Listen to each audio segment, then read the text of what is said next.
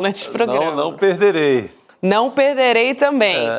E vamos voltar a falar da denúncia contra os golpistas. Carolina Brígido chega para falar com a gente, porque meia-noite, ó, tic-tac, tá contando no relógio o prazo da defesa prévia para o Bolsonaro e também para outros acusados. Vai vencer, Carol, boa noite. Lembrei até do título do terror, o horror do Zé do Caixão. À meia-noite encarnarei no teu cadáver. Zé do Caixão na área para essa turma toda. Boa, bem lembrado, boa lembrança. Cadê Carol? Olá, Gabi. Olá, meninos. Pelo visto vai ser à meia-noite procolotarei. Não sei nem falar mais. Protocolarei. Para livrar o meu cadáver, né? Exato. Porque, no caso, o presidente Jair Bolsonaro parece que a defesa dele está juntando cada minuto para poder apresentar essa defesa no Supremo Tribunal Federal. Até agora não chegou nada lá no protocolo do STF em relação a Bolsonaro. Em compensação, chegaram vários outros advogados que apresentaram a defesa. É bom a gente dizer que esse sistema é eletrônico. Então, se ele quiser esperar até meia-noite, não precisa ficar esperando o Supremo Tribunal Federal estar aberto ou fechado. É só protocolar eletronicamente a peça da defesa. E o interessante é que as defesas que chegaram até agora, a gente saiu do carnaval, mas ficou um samba de uma nota só. Todo mundo está dizendo que golpe. Não estou sabendo de nada. Então, assim, ninguém admite que sabia de alguma coisa. Não é nem assim, eu não participei dessa trama golpista.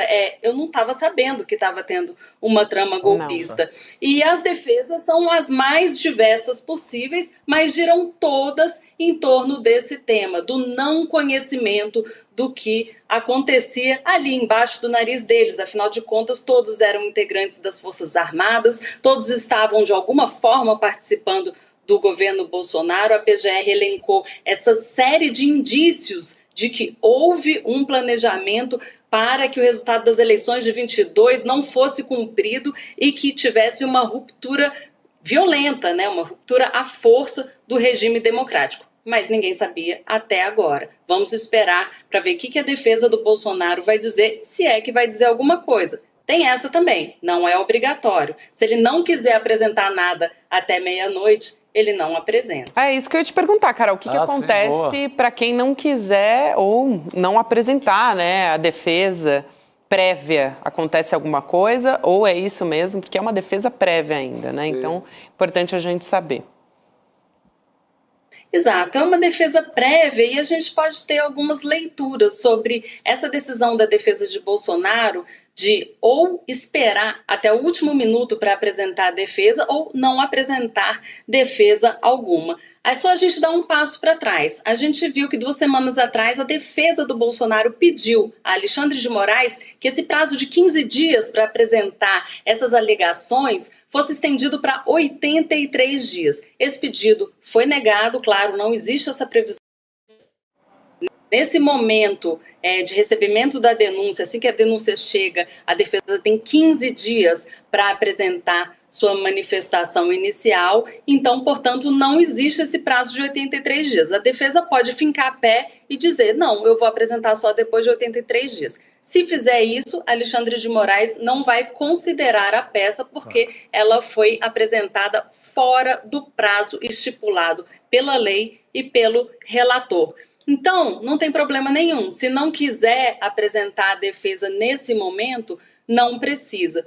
Existe também uma leitura ali entre os integrantes da defesa dos acusados que pouco importa apresentar a defesa agora ou não, porque a convicção dos ministros da primeira turma, a convicção do relator dessas investigações, que é o ministro Alexandre de Moraes, já estaria formada e que a posição dos advogados não seria levada em conta. Essa é uma leitura possível, é uma leitura que a defesa faz, mas é claro que antes do julgamento o certo é o juiz considerar ali a defesa mesmo para dizer o que está alegando. A defesa pode inclusive apresentar algum indício de irregularidade no trâmite das investigações que poderia fazer com que essa tendência de recebimento da denúncia não fosse de fato levada a cabo. mas isso não se tentou fazer até agora, não foi apontada nenhuma ilegalidade. O que acontece? Algumas defesas estão insistindo ainda naquela tese de que Alexandre de Moraes não deveria conduzir essas investigações, afinal de contas, segundo a própria Procuradoria-Geral da República,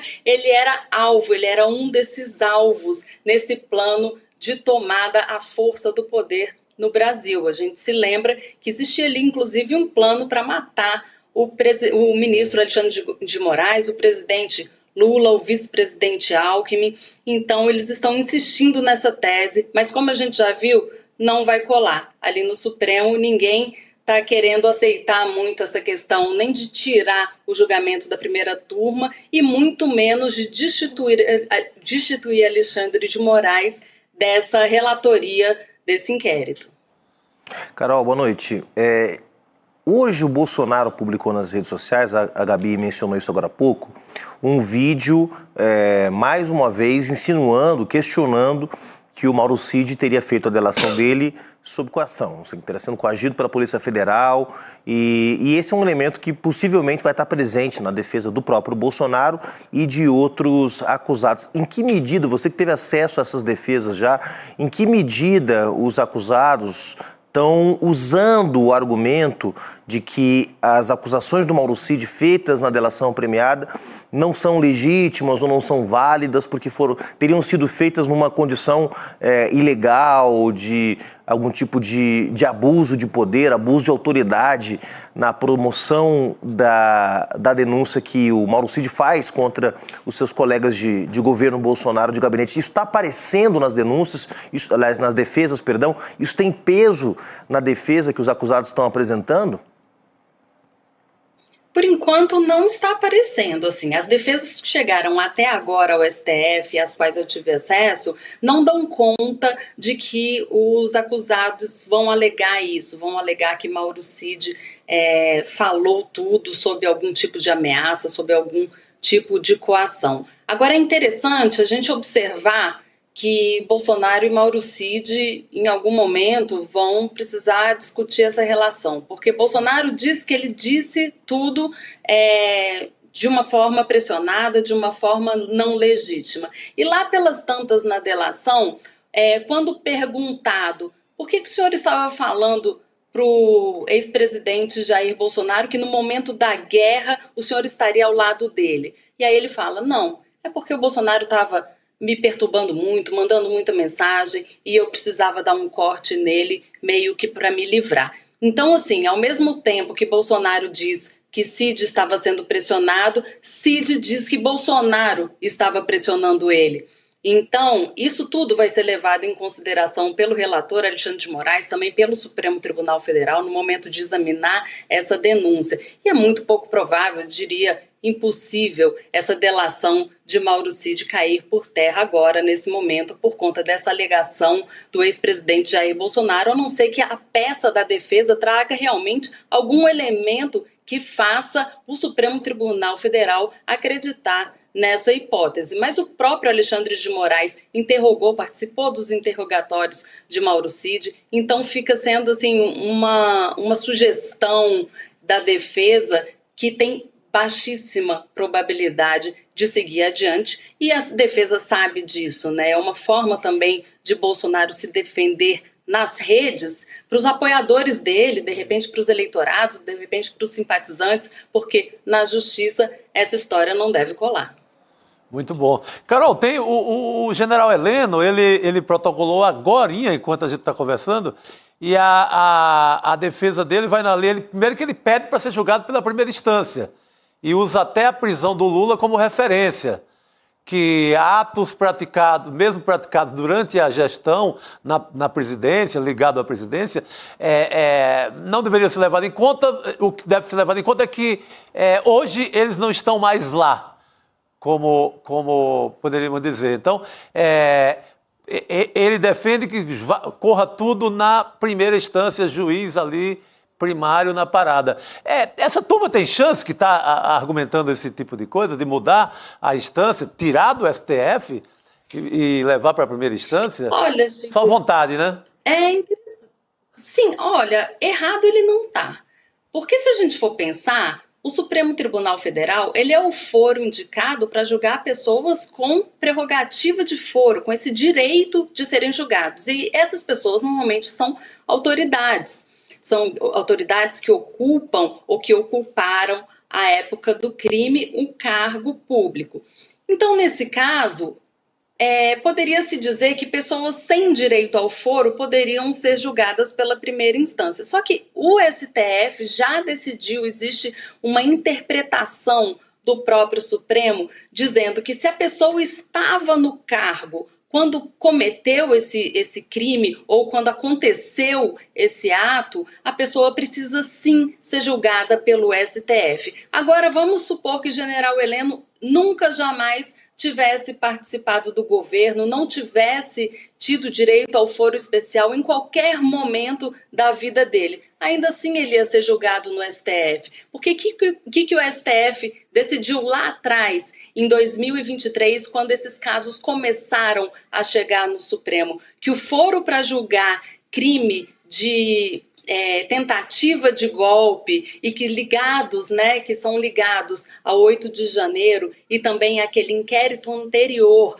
o inquérito das fake news que investiga ataques a ministros do STF e também ao STF, o foro para julgar esse tipo de crime é o STF. Então, nesse caso, existe a leitura de que o general Heleno era detentor de foro específico. Esses fatos aconteceram e também o fato de que o STF é o foro para julgar os crimes e o próprio Supremo já decidiu lá atrás. Então não dá nem para acusar o STF de casuísmo agora, porque isso está decidido desde 2019, inclusive, quando foi aberto o inquérito das fake news. Teve essa polêmica toda e eu acho que o general Heleno chegou um pouco atrasado na polêmica, porque essa polêmica já foi toda debatida no STF 6 anos atrás. Porque em 2019, quando foi aberto o inquérito das fake news, esse inquérito investigava autoridades que estavam no exercício da prerrogativa de foro. Flávio Bolsonaro, que era e continua sendo senador, ministros vinculados ao Gabinete de Segurança Institucional, a SECOM. Então, na época, quando o processo foi iniciado, imagina se cada vez que o sujeito muda seu status político-eleitoral, perde o cargo, o processo tem que recomeçar numa instância diferente, né? Os processos simplesmente nunca terminariam, né? Sim.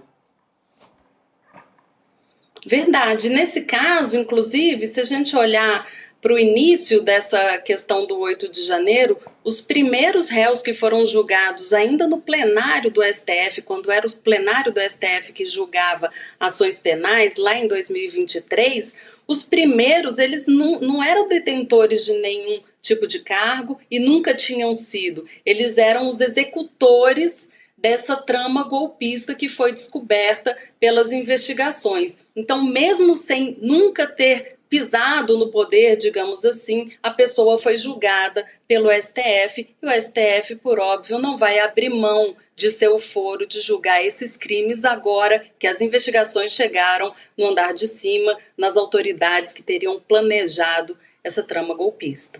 Eu queria trazer aqui, Chico, você estava falando da defesa do Marcelo Câmara, né, do argumento. A nossa equipe prontamente aqui ouviu o seu relato e separou aqui a apresentação dessa, que foi uma das defesas prévias que foram apresentadas, né? Esse que é um ex-assessor do Bolsonaro alegando que não existiu monitoramento do Alexandre de Moraes, só pesquisas em fontes abertas, que foi aquilo que você falou, né, Chico? Só que a gente tem esse trecho, então vou ler aqui, abre aspas. O que há de legal, aliás, é uma pergunta, né? Então ele está dizendo o seguinte: o que há de legal em fazer pesquisas através de fontes abertas, entenda-se, Google, telefonemas, agendas públicas. Ou essa eminente relatoria, STF, né, está se referindo ao STF, se considera vítima e se dá por impedido de julgar o feito ou deixa de lado essa incoerência de usar a expressão de monitoramento, vez que se reconhece que o correto é acompanhamento por fontes abertas. Gente, existia um grupo de WhatsApp, né? Sim. Que era o Copa 22. Sim. Com tudo lá, o roteirinho inteiro. Que era o roteiro do monitoramento do Alexandre de Moraes, né? Que ele estava sendo monitorado e que se até abandonou o plano de assassinato, né, Chico? Você sabe quem que também usava fontes abertas para monitorar seu alvo? Elcio Queiroz e Rony Lessa. Os assassinos da Marielle usaram o Google, usaram as agendas públicas da vereadora, usaram, aliás, as agendas públicas de outras potenciais vítimas, como Marcelo Freixo, para definir que a Marielle seria assassinada. Usaram exatamente o mesmo método que agora os golpistas estão dizendo que faz parte. Né? Monitorar uma autoridade pelo Google não faz da pessoa que está envolvida na preparação do crime um criminoso. É uma cara de pau sem tamanho, né? Já que o monitoramento feito pelos assassinos da Marielle para comprovar que eles estavam preparando o assassinato serviu para condená-los. E agora o monitoramento feito pelos Kid Pretos, pelos coronéis e generais que estavam tramando não só o golpe, mas o assassinato de autoridades não vai valer? Faça-me o favor. Bem lembrado, Gisele. Muito bom, muito bom. Queria ouvir a Carol sobre isso. O interessante é que, realmente, né, você monitorar uma autoridade, olhar no Google onde a autoridade está, isso por si só não é crime. A gente que é jornalista vive fazendo isso para saber onde que a autoridade vai, para ver se a gente consegue falar com a autoridade, para a gente poder, inclusive, verificar o que a pessoa está fazendo, se está fazendo um discurso, se está participando de um evento. Agora, o problema é para quê monitorar, né? Se você vai monitorar para fins jornalísticos, para noticiar onde uma pessoa pública transita, é uma coisa, mas se você vai monitorar com o intuito de dar um golpe de Estado e dar um tiro na cabeça de uma autoridade, isso sim é crime, por óbvio. E é claro que o Supremo Tribunal Federal não vai olhar esse monitorar de uma forma isolada, vai olhar dentro do contexto das investigações da Polícia Federal, dos elementos trazidos pela Procuradoria-Geral da República. E mais, nesse momento, é um momento de recebimento ou não da denúncia, ou seja, aquela denúncia da PGR vai ser analisada para se verificar se existem indícios mínimos de cometimento de crime e indícios mínimos de que os possíveis autores foram, de fato, aqueles apontados pela Procuradoria-Geral da República. Se essa denúncia for recebida, aí vai ser aberta uma ação penal, que nada mais é do que uma nova fase investigativa. Então, se essa denúncia for recebida, não tem prisão, não tem condenação, não tem fim do processo. Muito pelo contrário, é o início de um processo. Então, precisa saber se existem elementos mínimos para a investigação seguir e, em caso contrário, o caso seria arquivado. Então é isso que a gente está esperando. Não é cadeia no dia seguinte do recebimento das denúncias. As pessoas ficam um pouco eufóricas em relação a isso, mas o tempo da justiça é bem diferente do tempo dos anseios da opinião pública ou de setores da opinião pública. Carol, eu também queria ouvir a sua avaliação. A gente comentou aqui com o Guilherme Amado sobre a defesa do Ramagem, né? A defesa prévia do Alexandre Ramagem, dizendo, né, mas ele usou eleição, basicamente, para negar um envolvimento ali, justamente porque ele também foi acusado de usar a BIM, né, para monitorar políticos, para espalhar fake news, enfim, a gente falou até da conversa em que ele estava com as advogadas do Flávio Bolsonaro, no âmbito da rachadinha. Queria te ouvir sobre isso também, né, sobre o argumento que a defesa dele está usando. Sabe o que é interessante? Quando eu olhei essa peça, me chamou muita atenção quando o advogado argumentou: ora, Ramagem tinha acabado de ser eleito. Por que ele ia querer romper com a democracia? Então, assim, a gente viu em muitos momentos, logo depois de Bolsonaro ter sido eleito lá em 2018, que ele não estava contente com o sistema eleitoral. Sim. Então, de certa forma, ele está dissociando do argumento que Bolsonaro usou lá em 2018, que mesmo tendo vencido a eleição, começou a dizer que o sistema era fraudulento, que precisava fechar o STF, que é um dos pilares do nosso sistema democrático, do nosso regime democrático. Então, assim, ele, de alguma forma, ali nas entrelinhas também, o Ramagem está querendo se dissociar daquele discurso golpista que a gente viu por parte de Jair Bolsonaro. A Procuradoria-Geral da República diz que esse golpismo, digamos assim, esse discurso de Jair Bolsonaro querendo romper com a democracia, ele teve início em 2021, quando ele começou a dizer que o sistema, dizer com mais veemência que o sistema eleitoral estava sujeito à fraude, que o Supremo Tribunal Federal precisava ser fechado e que não era possível cumprir ordens vindas do judiciário brasileiro. Ali, naquele momento, foi o início da ruptura, digamos assim, de Jair Bolsonaro com o sistema democrático. Ramagem quer se livrar disso, sair fora disso, dizer, peraí, quando começou a radicalizar, eu já não estava mais lá, porque eu tinha me licenciado para poder concorrer a deputado federal, a eleição que ele venceu em 2022. Carol, bom demais ter você aqui com a gente. Vamos esperar, né? A gente vai ficar de olho ali até meia-noite no que vem por aí, se é que vem, mas a gente acredita que sim, porque ontem o advogado do Bolsonaro já até se pronunciou dizendo que preparou a defesa prévia ali durante o carnaval. Então vamos ver, Carol. Obrigada, querida. Até a próxima. Obrigada, queridos. Até a próxima. Boa noite. Tchau. E olha, a gente tem notícia, hoje, hein, né? F5 Juliana? hoje. A gente estava aqui no F5 e a gente tem novidade. O vice-presidente Geraldo Alckmin anunciando nessa quinta-feira medidas para tentar baratear o preço dos alimentos. Então, notícia que saiu agora. Entre essas medidas, tá, que estão sendo anunciadas, estão zerar a tarifa de importação para alguns alimentos, carne, café, açúcar, milho e azeite de oliva. E o Alckmin disse, ele fez um pronunciamento dizendo que essas medidas vão entrar em vigor em poucos dias, então, nos próximos dias a gente já deve ter. E o Alckmin também, ele justificou, até falou que o governo está abrindo mão de imposto em favor da redução de preço.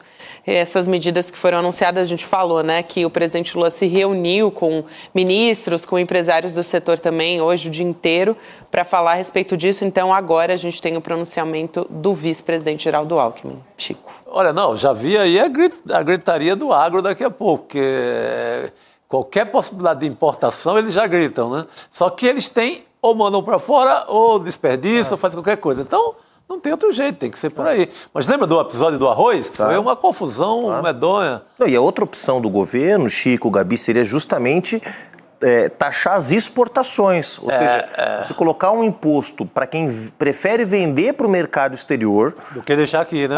Para que esse produto ficasse aqui e suprisse a demanda interna. Mas isso o agro não quer, porque não quer pagar, prefere vender para fora, porque vende em dólar, na moeda forte, internaliza esses dólares. Tudo bem. Mas ele não quer que o governo também baixe imposto para poder vir produto mais barato para cá? Pô, aí não é possível. Quer, né? Não é possível. Então, acho que é uma medida, teriam outras medidas. O governo já desonerou praticamente toda a cesta básica. Sim, essa também tá, viu? O que é importante, também está entre as medidas. Sim. A retomada da política de estoques via Conab, que é uma coisa um pouco mais demorada, que não vai ter impacto no curto prazo, mas o governo já está fazendo. Né? E há outras medidas que estão em discussão. Medidas para fortalecer o real, eventualmente a ampliação dos benefícios sociais para outros setores que precisam, que gastam a maior parte da sua renda comprando alimentos, não só beneficiários do Bolsa Família, mas outros setores também. Tem várias propostas em discussão, mas é isso. Se o agro não quer ajudar, vai fazer o quê? Né? Vai ter que trazer produto de fora do país, embora alguns desses produtos, como é o caso da carne e do café, é um problema mundial por conta da crise climática, né? São commodities que aumentaram o preço no mercado internacional. Vai ser difícil o governo conseguir baixar na marra. Exige uma recomposição de estoques, um reequilíbrio para que isso possa ter um impacto no curto prazo. Muito bem, então a gente teve agorinha essa notícia quentíssima. Governo se mexendo, né? Governo é para isso. Se mexendo, é isso. Não tem carnaval que segure, a gente tem que apresentar respostas para a população.